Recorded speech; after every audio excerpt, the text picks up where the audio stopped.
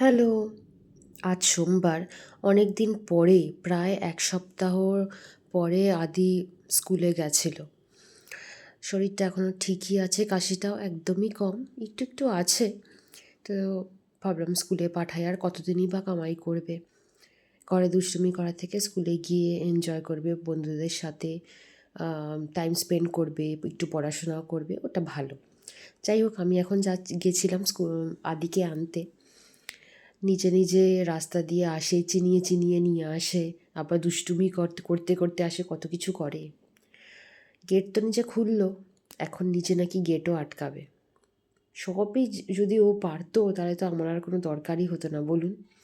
যাই হোক, আমার দরকার আস্তে আস্তে কমতে লেগেছে, আমি বুঝতে পারছি। দাদু দাঁড়িয়ে দাঁড়িয়ে ওর কাণ্ড কারখানা দেখছিল। দরজা খুলতে বলাতে দাদু বাবা দরজা খুলে দিল।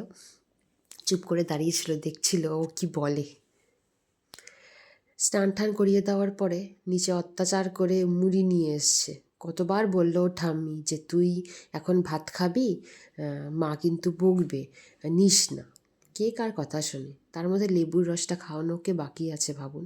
কোনটা ছেড়ে কোনটা খাওয়াবো? মুড়িও খাবে, লেবুর রসও খাবে। লেবুর রসটা তো খেয়েছে নিজে নিজে, মুড়িগুলোও ছাড়েনি, সেইগুলোও খেয়েছে। অনেকদিন পরে ঠাম্মিকে দেখে ওর মুড়ির প্রেমের কথা মনে পড়ে গেছিল আসলে। ঠাম্মির কাছেই তো মুড়ির আবদারটা বেশি করে। খাও, ভাত খাও, খাও। গুড। আজ কি মনে হলো, ভাবলাম একটু নিজে নিজে খেতে দিই। তুমি কি খাচ্ছ? আমি লাল শাক খাচ্ছি। গুড, খাও খাও, গুড। শাক দিয়ে নিজেই খেয়ে নিয়েছিল তো, আর বাকি ভাতটা আমি খাইয়ে দিয়েছিলাম। তারপর শোয়াতে পাঠিয়ে দিয়েছিলাম। আর ব্লগটাও এখানেই শেষ করলাম। সবাই খুব ভালো থাকবেন, টাটা।